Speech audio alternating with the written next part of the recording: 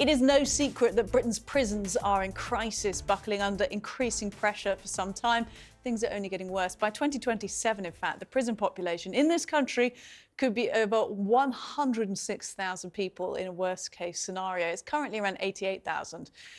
It's so bad, in fact, that the government is considering renting jail cells abroad, an idea that this consultant attending a committee session on the topic today struggled to believe was real.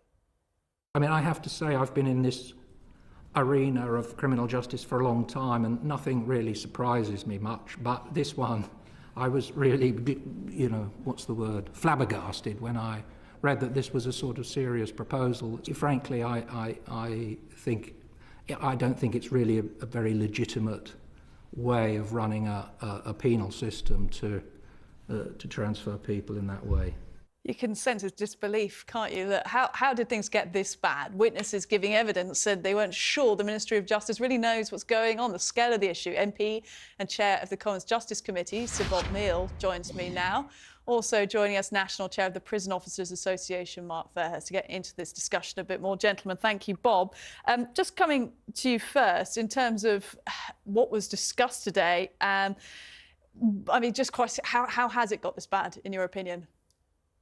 Because I don't think we as a society have invested enough in prisons and indeed in the criminal justice system as a whole for decades. And that goes back under governments of all colours, because I'm literally talking decades. We have never given it the level of priority that we should. And that means you have a rundown and often a very antiquated prison estate. As you said, we have difficulties recruiting sufficient officers, and they're having to work under often very unsatisfactory conditions. That in turn means that our prisons are becoming overcrowded, because at the same time as we haven't invested in prisons, governments, again, of all political colours, have tended to increase the number of offences, have ramped up, if you like, the rhetoric around being tough on sentencing, but haven't been prepared to put the money to back that rhetoric of tougher sentencing up. It's really, I'm afraid, as simple as that. And we need to have an honest conversation with the public about prison being a very expensive option. £47,000 a year for a prison place. It's necessary for those people who are dangerous, but our committee is concerned that there's a lot of people in prison who are not a threat to society. They've done wrong, they've made mistakes, they've often been in a pretty chaotic situation, but we need to look at cleverer ways of dealing with those lower level offenders than warehousing them in prisons at the moment at great public expense. Why, quite simply, have we underinvested, Sir Bob, in this? Is it that it's not fashionable, hard to sell to the public? Why haven't the government allocated the funds for this? I think it is actually down to societal attitudes. It requires a bit of leadership from politicians of all parties. It saddens me that very often you get a bidding war between all the parties as to who's going to be tougher on crime.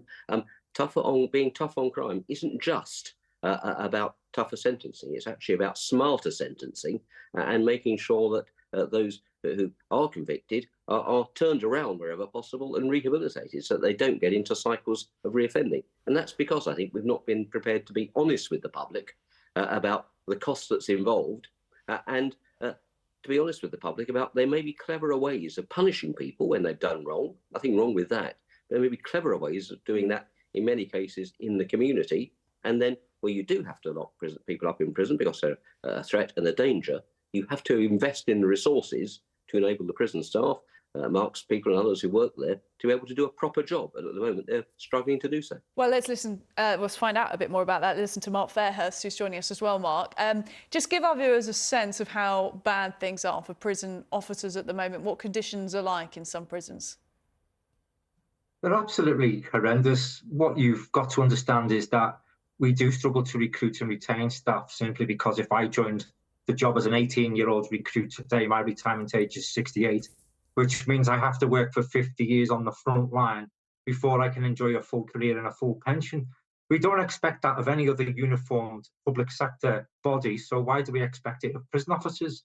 There are some prisons that can't provide a regime, which means prisoners are locked up for prolonged periods through no fault of the staff, simply because we haven't got enough staff to unlock and provide that regime. So we are in crisis mode. We seem to flip from one crisis to the next. And Bob's quite right. We need a major investment in our prisons. But like you say, prisons are not a vote winner. That's what stood out to me, Mark, in this, because I just don't hear much from politicians I interview about prisons. And when I look at this issue from your point of view, I can just see how bad it is. And I hear about this spiral where the more violent and terrible a prison gets, the more the staff want to leave, and thus the violence increases, and you end in this doom loop. In terms of a fix, if we can get one, we'll come back to this idea of offshoring prisons to different countries. But is there any quick way you could see to kind of quickly get some sort of solution so there's more space in prisons?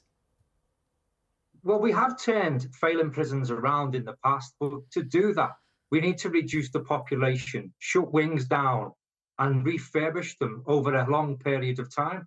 That takes a major investment. And of course, we need prison spaces to do that. So to create those prison spaces, Bob's chair of the select committee, who recommended to the government last year that they should re-sentence IPP prisoners. That could free up a couple of thousand spaces. They've done the right thing on the presumption of 12-month sentences or less, where we can give robust community sentences. That's helped. But our own predictions are, by the end of March, beginning of April, we'll be back to square one. We'll be at tipping point. We'll have no space left, and we'll probably have to utilise Operation Safeguard, where we use police cells at great expense to the taxpayer. So there's been some bad decisions made by this government since they came into power, but that takes nothing away from successive governments who have failed to invest entirely in the whole criminal justice system, not just our prisons. We don't have much time, but I do want to get both of your view just quickly on this idea of offshoring prisoners, that we heard the disbelief during the discussions today that this would even be considered as an option, Mark. Is it a viable option to send prisoners to other countries? It's a nonsense. It's ridiculous. I'm sure you won't be short of volunteers in the British prison system to do a few months in a Spanish prison during the summer months. They'll soon leave with a healthy tan. Who's going to transfer them there? What jurisdiction are they going to be under? What are the standards going to be like? Are British prison officers expected to supervise them in a foreign country? It's absolutely ridiculous. Is it just a headline to detract from the crisis we face? I don't know. It's a ridiculous decision. It sounds like a sort of Rwanda scheme for prison. Bob, just briefly, your thoughts on it too? Yeah, well, you heard the evidence given to our committee, and I don't challenge that. I don't think this is going to be of much practical benefit. The only area any place where it worked to any degree was between Holland and Belgium. They were right next door to each other. They're small countries. We're in a completely different situation. I think it's much more important that we, for example, concentrate on the maintenance backlog. There's a massive maintenance backlog in our prisons, which means that on any given day, some hundreds of cells are out of commission and can't be used. That makes it even worse. I totally agree with Mark about resentencing IPP prisoners. These are people who are on an indefinite sentence. We need to speed up the court system. We've got record numbers of people in prison on remand awaiting trial. They haven't been convicted yet. So that needs to be speeded up. And we need to have tougher community orders, tougher community sentences, so you can punish people. But now you've got much better electronic tagging, other means of keeping a hold on people. Got alcohol monitors that can be fitted to folk, and drugs monitoring and so on. Yeah. Let's concentrate on using prison for those who are dangerous rather than those who have caused a problem to people, but because they're chaotic. And if we do that, we might get them out of the cycle of reoffending. That's the other big problem we've not yet addressed. We've clearly got the ideas there. You've got some solutions. It's just the money that's lacking. Look, thank you, gentlemen, for that conversation. Mark Fairhurst, National Chair of the Prison Officers Association. Great talking to you. And so, Bob Neal, before you go, I'd just like to ask you one final question. Of course, given your role with the Justice Committee as its chair, the ongoing post office inquiry, we've been covering it for the last few days. Of course, the government seems to be planning to quash all of the convictions if they can. How might it do that? It's a question we want to ask you. Yeah, well, I think that there's more than one option, and we'd be misleading the public if we said this is simple, because it might be possible to pass an act of parliament to set aside the convictions, but that will be almost wholly unprecedented. Equally, this number of convictions needing to be set aside is pretty unprecedented. The ideal world will be where in my judgment, the Crown Prosecution Service step in, take over the prosecutions from the Post Office, who are clearly not fit to be continuing them, and were given additional funding to bring in independent lawyers swiftly to review these cases. And I imagine they would then go to the Court of Appeal and say, we do not resist these appeals. But that isn't something you can do overnight. So those are two options. I think the government is going to be moving very quickly on this now. The other point worth making is that my committee issued a report in 2021. We heard the evidence in 2020 about the concerns that we have about the lack of safeguards to ensure that private prosecutions always meet the same standards of objectivity and independence that those dealt with by the Crown Prosecution Service do. We made recommendations to the government there to tighten up safeguards to make sure they're inspected by the same inspectorate as the Crown Prosecution Service. The government didn't accept those then. I think they should going forward, because as well as getting justice and recompense for these poor people who've been so appallingly treated, we also need to make sure there are safeguards to ensure that the right to bring private prosecutions isn't abused in the way it has been in the future.